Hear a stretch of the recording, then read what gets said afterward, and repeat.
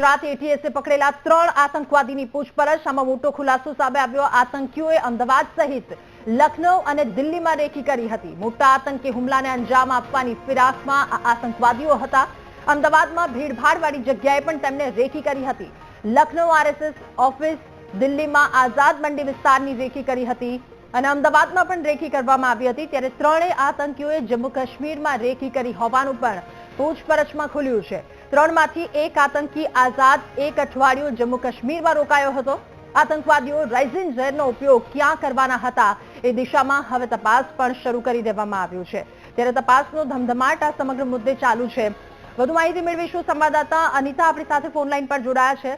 અનિતા, એટીએસને જે ધરપકડ કરી છે જે આતંકવાદીઓની, તપાસમાં અનેક હવે ખુલાસાઓ થઈ રહ્યા છે.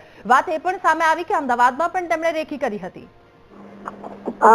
જે પ્રકારે ગુજરાત એટીએસે ઝડપેલા જે 3 આતંકીઓને લઈને પૂછપરછ કરતા મોટો ખુલાસો થયો છે કે તેઓ રાઇઝિન ઝેર આનો ઉપયોગ કરીને એક આતંકવાદી પ્રવૃત્તિ કરવાના હતા, જેને લઈને તેમણે જુદા જુદા રાજ્યોની અંદર રેકી કરી હતી. ખાસ તો આતંકીઓએ લખનૌ, દિલ્હી અને અમદાવાદમાં રેકી કરી હોવાનો મોટો ખુલાસો થયો છે અને તેઓ મોટા હુમલાની ફિરાકમાં હતા અને જેને લઈને તેઓ તૈયારી કરી રહ્યા હતા.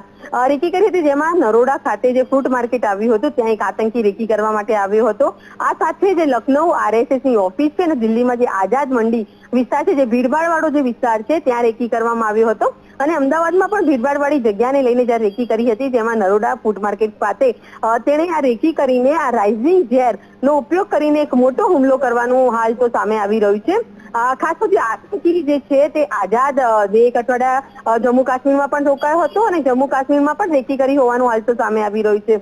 આ તો આતંકીઓની અત્યારે જે એટીએસ દ્વારા રિમાન્ડ મેળવીને પૂછપરછ કરવામાં આવી રહી છે. તેની સાથે અન્ય કોઈ આતંકીઓ પણ સંડોવાયેલા છે કે નહીં, તે કયા કયા વિસ્તારમાં છુપાયા છે તે મુદ્દે પણ વધુ તપાસ કરવામાં આવી રહી છે. જી અનિતા, આભાર આપનો તમામ વિગતો સાથે જોડાવા બદલ.